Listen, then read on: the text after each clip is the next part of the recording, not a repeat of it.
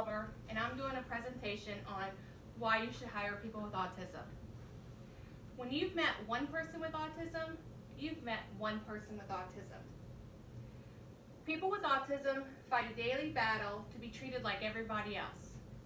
Having a job with an employee and supervisors who understand those battles will help. In 2000, 1 in 150 people were diagnosed with autism. Today, in 2020, 1 in 54 people have been diagnosed with autism. That is a 178% increase. So you might ask, what is autism? According to the CDC website, it's a developmental disability that can cause significant communication and behavioral challenges. It is called a spectrum because there are so many variations of autism.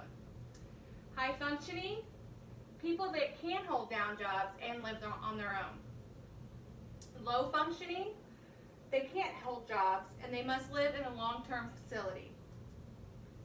As more and more people are getting diagnosed with ASD, which stands for Autism Spectrum Disorder, companies and corporations need to know how to cope with them and provide a safe work environment.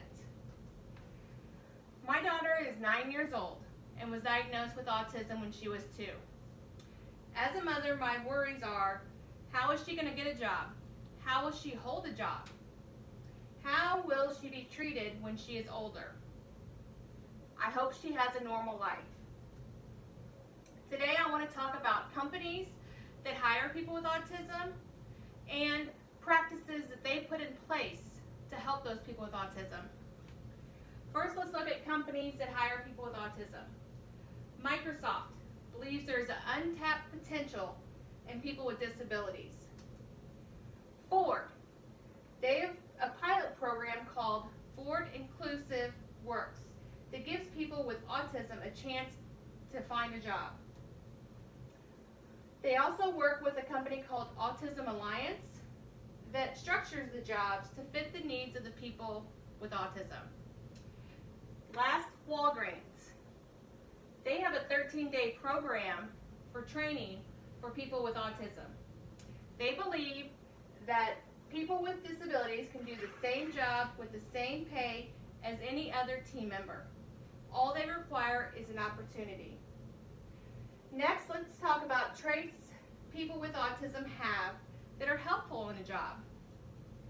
Trustworthiness, strong memory, reliability, attention to detail, and the ability to think outside the box. Next, let's look at practices employers should do to include people with autism. Color-coded tax forms. Applications have small pictures for visuals. Light bulbs that are LED instead of the loud fluorescent light bulbs. An exercise room for working out 30 minutes before a shift. And change the color of rooms to soothing colors like blue. They can also provide interview questions ahead of time to help lessen the anxiety, and also provide an interpreter for online assessments. Since a lot of companies are going to online applications and online personality tests, it can be overwhelming for the person on the spectrum. Now I want to talk about some training for neurotypical employees. Awareness training can help employees understand their colleagues. Supervisors should have the most training. And matching a team buddy with an employee with autism to ensure success.